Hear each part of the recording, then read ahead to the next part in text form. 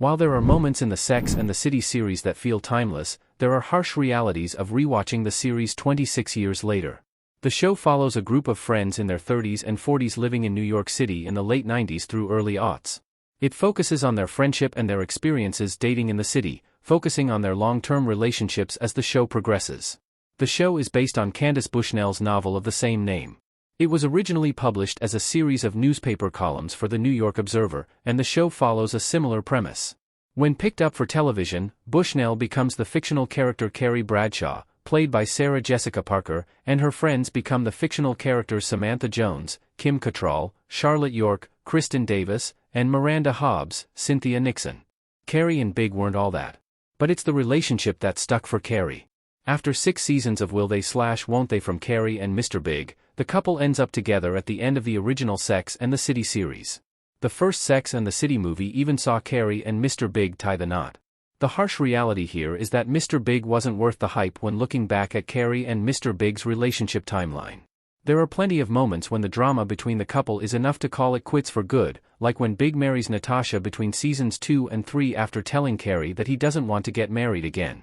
Then, in season 3, Big tells Carrie that he wants out of his relationship with Natasha, and the events that follow are why Carrie and Aiden break up twice.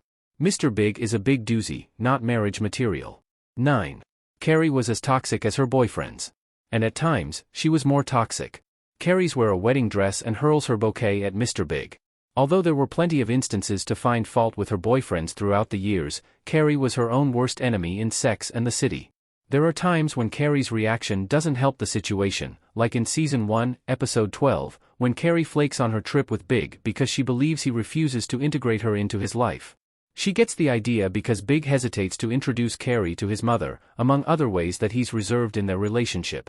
Carrie is paranoid, and she shows up where he is taking his mother to church. When surprised by seeing Carrie, Big introduces Carrie as a friend to his mother, even though they have been dating.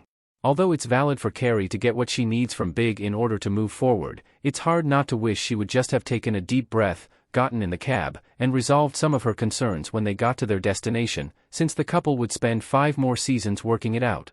Miranda and Steve never had a good relationship. But something kept them going through the series and both movies. Miranda and Steve gaze at one another on the Coney Island boardwalk.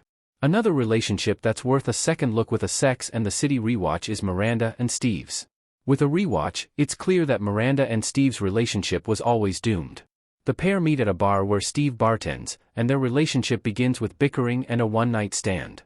Steve slowly attaches to Miranda as he courts her, eventually convincing her to get a puppy and let him move into her apartment despite her refusal.